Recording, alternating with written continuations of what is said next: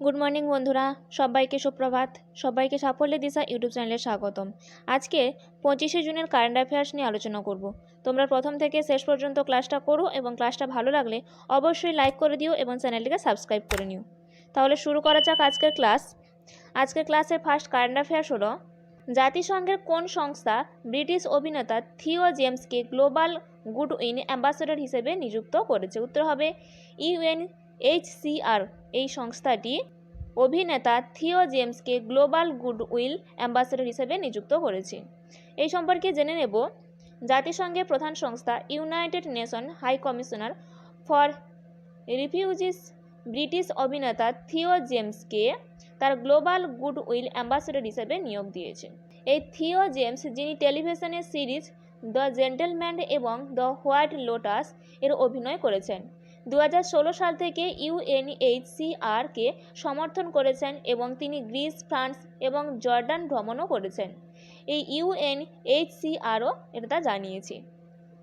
Next, ফ্রান্সের প্যারিসে অনুষ্ঠিত ICC ওয়ার্ল্ড কাউন্সিলের বার্ষিক সভায় সম্প্রতি কে ইন্টারন্যাশনাল চেম্বার অফ কমার্স এর প্রথম ভাইস চেয়ারম্যান হিসেবে নির্বাচিত হয়েছেন? হতে হবে হর্ষপতি সিংঘানিয়া। এই হর্ষপতি সিংঘানিয়া ফ্রান্সের প্যারিসে অনুষ্ঠিত ICC ওয়ার্ল্ড কাউন্সিলের বার্ষিক সভায় সম্প্রতি ইন্টারন্যাশনাল চেম্বার অফ কমার্স এর প্রথম ভাইস চেয়ারম্যান হিসেবে নির্বাচিত হয়েছেন। এই সম্পর্কে জেনে নেব, এই হর্ষপতি সিংঘানিয়া JK পেপার লিমিটেডের চেয়ারম্যান এবং ব্যবস্থাপনা পরিচালক অর্থাৎ CEO এবং MD, এবং JK সংস্থার পরিচালক, ফ্রান্সের প্যারিসে অবস্থিত ইন্টারন্যাশনাল চেম্বার অফ কমার্স এর প্রথম ভাইস চেয়ারম্যান হিসেবে নির্বাচিত হয়েছেন। নেক্সট, ভারত দুর্যোগ বিধ্বস্ত পাপুয়া নিউগিনিতে কত মিলিয়ন মার্কিন ডলার মূল্যের মানবিক সহায়তা পাঠিয়েছে? উত্তর হবে 1 মিলিয়ন। এই সম্পর্কে জেনে নেব, এটা পাপুয়া নিউগিনি হবে। পাপুয়া নিউগিনির ধ্বংসাত্মক ভূমিধসের ফলে প্রাণহানি ও ক্ষয়ক্ষতির জন্য ভারত 1 মিলিয়ন মার্কিন ডলারের মানবিক সহায়তা পাঠিয়েছে। পাপুয়া নিউগিনি ওশেনিয়ায় অবস্থিত একটি দেশ। এই পাপুয়া নিউগিনি প্রশান্ত মহাসাগরের একটি দ্বীপরাষ্ট্র। এটি ওশেনিয়া মহাদেশে মেলানেসিয়া অঞ্চলে অবস্থিত। এখানে স্ট্র্যাটেজিক আকারে দেখে নেব, এই পাপুয়া নিউগিনির রাজধানী পোর্ট মোরসবি, মহাদেশ ওশেনিয়া এবং এর মুদ্রা পাপুয়া নিউগিনি কিনা। নেক্সট, যুক্তরাজ্যের লন্ডনে অবস্থিত একটি শীর্ষস্থানীয় প্রকাশনা সেন্ট্রাল ব্যাংকিং দ্বারা কোন সংস্থা risk manager of the year award 2024 জিতেছে? উত্তর হবে RBI। এই সম্পর্কে জেনে নেব, ভারতের অর্থনীতিকে স্থিতিশীল রাখতে RBI কতটা ঝুঁকি নিচ্ছে, সেই কারণে এই পুরস্কার দেওয়া হয়। এখানে স্ট্র্যাটেজিক আকারে দেখে নেব, বর্তমান RBI গভর্নর শক্তিকান্ত দাস, এখন 25তম গভর্নর।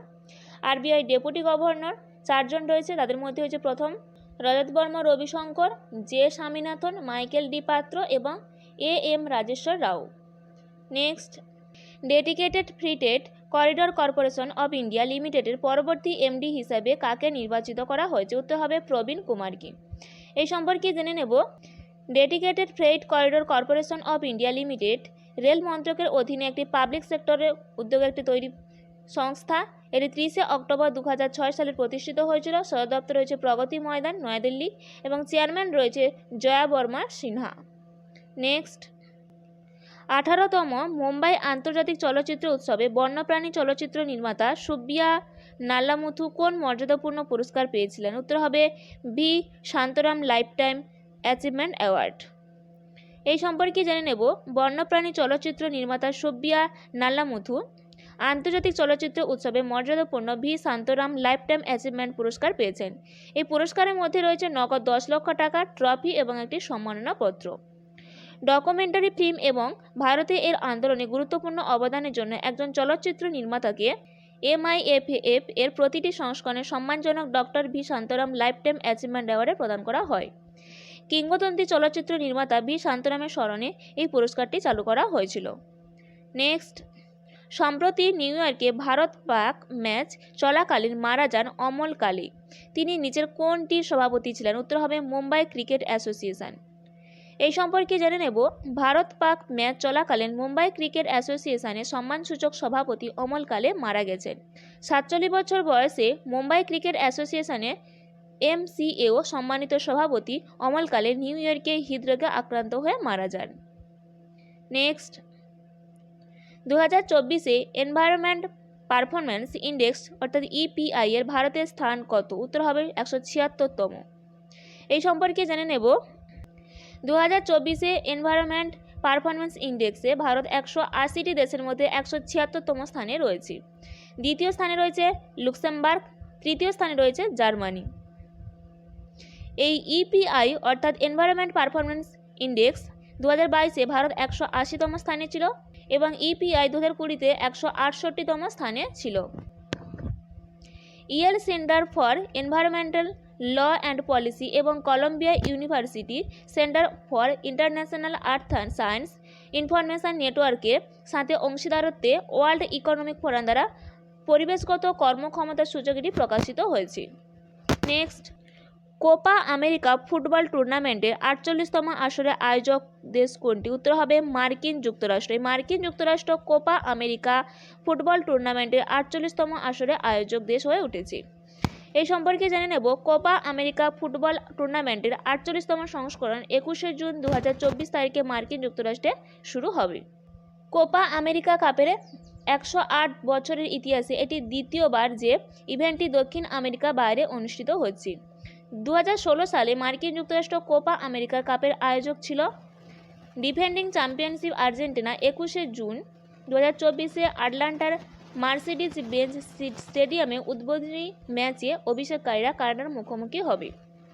আর্জেন্টিনা এবং উরুগুয়ে যৌথভাবে কোপা আমেরিকার কাপে সবচেয়ে সফল দেশ এবং দুই দেশই 15 বার করে ট্রফি জিতেছে।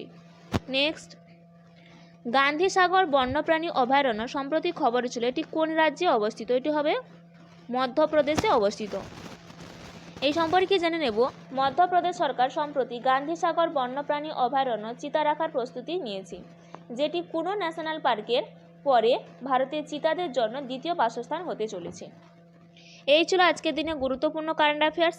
এইরকম গুরুত্বপূর্ণ কারেন্ট অ্যাফেয়ার্স পেতে অবশ্যই সাফল্যের দিশা ইউটিউব চ্যানেলটিকে সাবস্ক্রাইব করে নিও এবং বন্ধুদের মধ্যেও শেয়ার করে দিও। তাহলে আশা করি আপকামিং কম্পিটিটিভ এক্সামগুলোতে কারেন্ট অ্যাফেয়ার্স নিয়ে কোনো সমস্যা হবে না। আজকের ক্লাসটা এই পর্যন্ত।